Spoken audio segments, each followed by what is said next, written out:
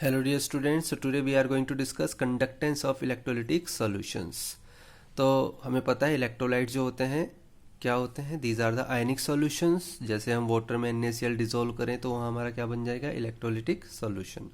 तो इलेक्ट्रोलाइट की बात करें तो टू टाइप्स के होते हैं, ये स्ट्रॉन्ग एंड वीक. स्ट्रॉन्ग जो होते हैं वो कम्प्लीटली डिसोशिएट होते हैं इलेक्ट्रोलाइट्स, जैसे NaCl हुआ, NaOH हुआ, KOH, HCl. और ये क्या करते हैं, ये कंडक्ट करते हैं इलेक्ट्रिसिटी को टू लार्ज एक्सटेंट. अगर हम वीक की बात करें तो ये कम्प्लीटली डिसोशिएट नहीं होते हैं, जैसे एसिटिक एसिड हो गया, कार्बोनिक हो गया, HCN हो गया. इलेक्ट्रिसिटी की बात करें तो सिर्फ स्मॉल एक्सटेंट तक ये इलेक्ट्रिसिटी को कंडक्ट करते हैं.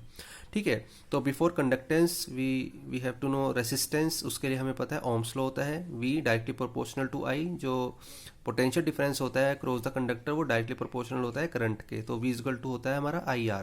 यहाँ से R आ जाएगा हमारा V अपॉन I. ये R क्या है यहाँ पर, रेसिस्टेंस. इसकी यूनिट होती है ओम. और जो रेसिस्टेंस होता है बेसिकली ये किस पर डिपेंड करता है, लेंथ पर और एरिया ऑफ क्रॉस सेक्शन पर.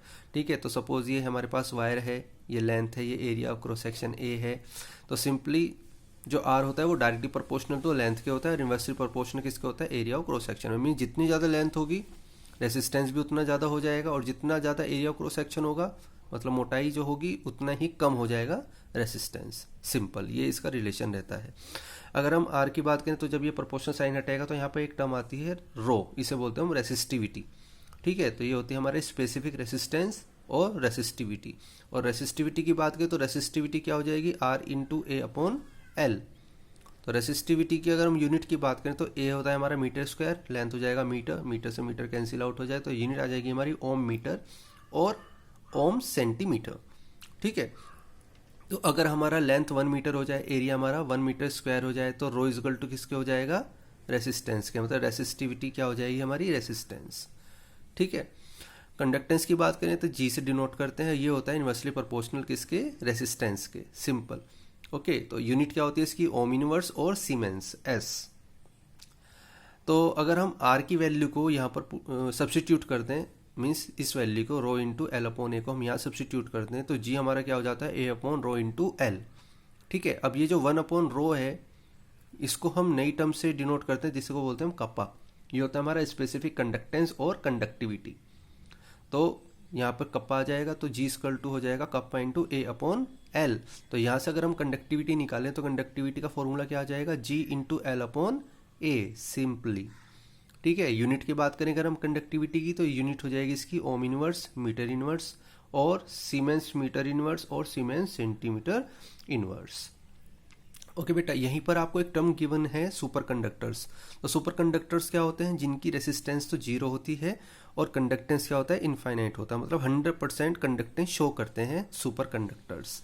ठीक है, अब देखो नेक्स्ट हमारा टॉपिक है कंडक्टेंस. तो कंडक्टेंस जो होता है टू टाइप्स का होता है, electronic conductance and electrolytic conductance. तो जो इलेक्ट्रॉनिक होता है ये जो होता है इलेक्ट्रिकल कंडक्टेंस होता है थ्रू मेटल्स और by the movement of electrons. तो यहाँ पे जो कंडक्टेंस होता है थ्रू मेटल्स होता है और by the movement of electrons के थ्रू होता है. ठीक है, तो और ये किस किस पर डिपेंड करता है, number 1 structure and nature of metals पर, नंबर ऑफ वैलेंसी इलेक्ट्रॉन्स पर एंड टेम्परेचर पर. तो स्ट्रक्चर की बात अगर हम करें तो देखो लेंथ और area of cross section different हो सकता है सबके लिए. वायर की बात करें तो हम उसके लिए लेंथ भी चेंज हो सकती है, उसका एरिया ऑफ क्रॉस सेक्शन भी चेंज हो सकता है.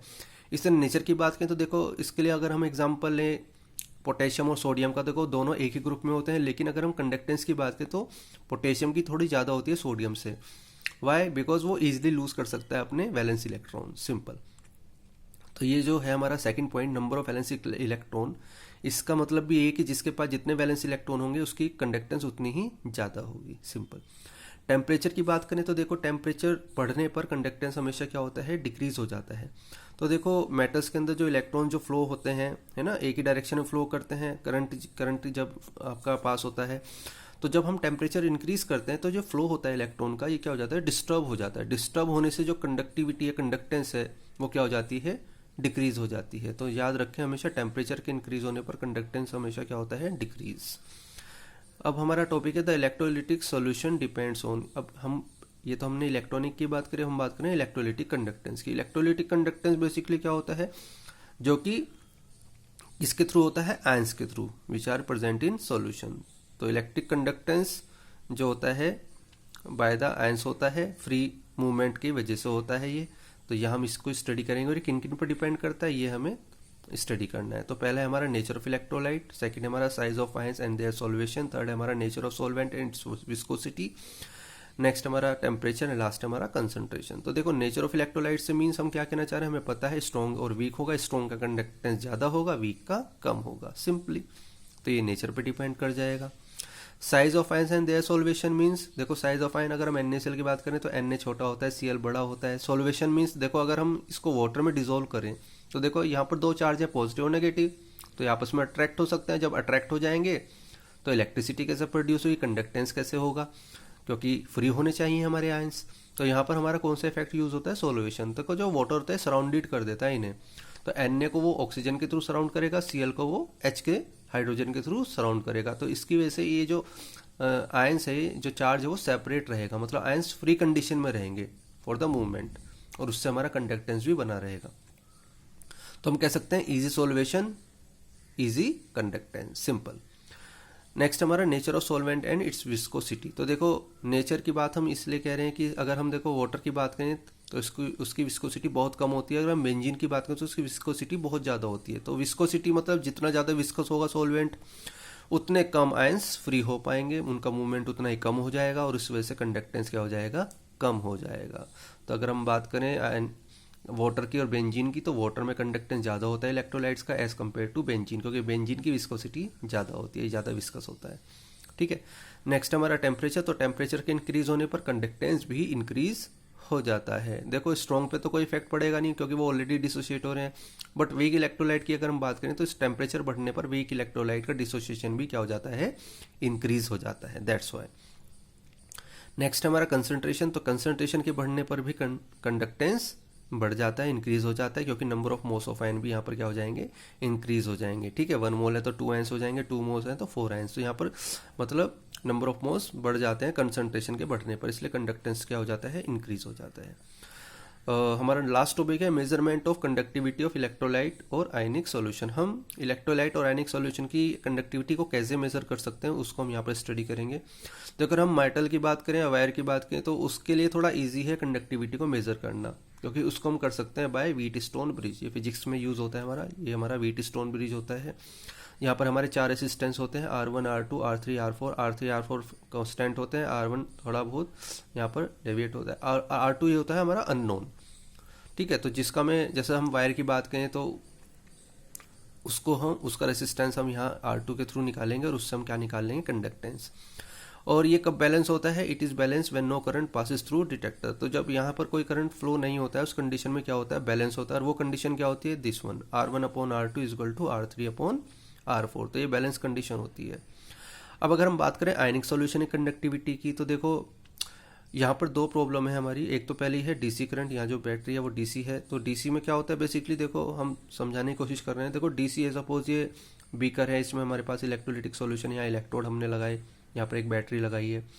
तो जब करंट फ्लो होगा तो यहाँ पर क्या होना शुरू हो जाएंगे, जो आपके नेगेटिव आयंस है वो तो पॉजिटिव इलेक्ट्रोड की तरफ जाना शुरू हो जाएंगे, और जो पॉजिटिव आयंस है वो नेगेटिव इलेक्ट्रोड की तरफ जाना शुरू कर जाएंगे। तो ये जितने भी चार्जेस हैं सॉल्यूशन में, ये सब डिपॉजिट हो जाते हैं इलेक्ट्रोड्स पर। जब डिपॉजिट हो जाएंगे, आयंस बचेंगे नहीं सॉल्यूशन में, तो कंडक्टिविटी हम कैसे मेजर करेंगे, तो ये प्रॉब्लम है। दूसरा है कि हम सॉल्यूशन को व्हीटस्टोन ब्रिज से कनेक्ट कैसे करें। देखो सॉल्यूशन है, वायर है तो उसको तो हम कर सकते हैं, बट सॉल्यूशन को कैसे करेंगे। तो इसके लिए हमारे पास दो सॉल्यूशन है। पहला कि डीसी की जगह हम क्या यूज़ करें, एसी। देखो एसी क्या होता है, अल्टरनेट करंट। ठीक है, ये क्या करता है, ये पॉजिटिव नेगेटिव की पोलैरिटी को चेंज करता रहता है, मीन्स पॉजिटिव नेगेटिव में और नेगेटिव पॉजिटिव में चेंज होते रहते हैं। इसकी वजह से जो आयंस होते हैं वो कलेक्ट नहीं होते इलेक्ट्रॉन में, और वो रिमेन रहते हैं किसमें, सॉल्यूशन में। और दूसरी जो प्रॉब्लम है मैंने हमारी कनेक्शन की, उसके लिए हम क्या यूज़ करते हैं, कंडक्टिविटी सेल। देखो सिलेंड्रिकल टाइप ये शेप होती है, इसमें दो इलेक्ट्रोड होते हैं प्लेटिनम के, प्लेटिनम इलेक्ट्रोड। तो यहाँ इसको हम यहाँ पर कनेक्ट करेंगे, और यहाँ से हमारे पास क्या आ जाएगा, रेसिस्टेंस से हम क्या निकालेंगे, रेसिस्टिविटी, और रेसिस्टिविटी से सिंपली हमारे पास क्या आ जाएगी, कंडक्टिविटी।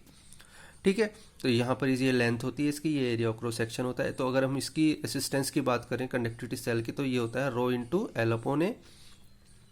रो हमारा फर्दर क्या हो जाएगा, 1/κ, और L/A हो जाएगा हमारा G स्टार। G स्टार यहाँ पर क्या है, सेल कॉन्स्टेंट। ओके देखो ये तो कांस्टेंट ही रहना है, लेंथ हो एरिया ये तो कांस्टेंट ही रहना है सेल का। हाँ इलेक्ट्रोलाइट चेंज हो सकते हैं, जिन इलेक्ट्रोलाइट से आपको कंडक्टिविटी निकालनी है दैट कैन बी डिफरेंट, पर ये तो फिक्स ही रहना है, इसलिए हमारा सेल कांस्टेंट क्या हो जाएगा जी स्टार एल अपॉन ए। तो यहाँ से हमारा कापा आ जाएगा, क्या हो जाएगा जी स्टार अपॉन आर। ठीक है, तो यहाँ से हमने आर निकाला अननोन और उसका हमने इन्वर्स किया तो हमारे पास क्या आ जाएगा कापा आ जाएगा सिंपली। और फर्दर इसकी एक और फॉर्मूला बना सकते हैं हम, कापा इज इक्वल टू होता है जी इंटू जी स्टार। क्यों, 1/r क्या होता है हमारा जी, तो ये हो जाएगा जी इंटू जी स्टार। तो जितने फॉर्मूले हैं यहाँ पर, इन फॉर्मूलेस को हम न्यूमेरिकल्स में यूज़ करते हैं। ठीक है, इनको अच्छे से स्टडी करना है, बुक की हेल्प लें आप।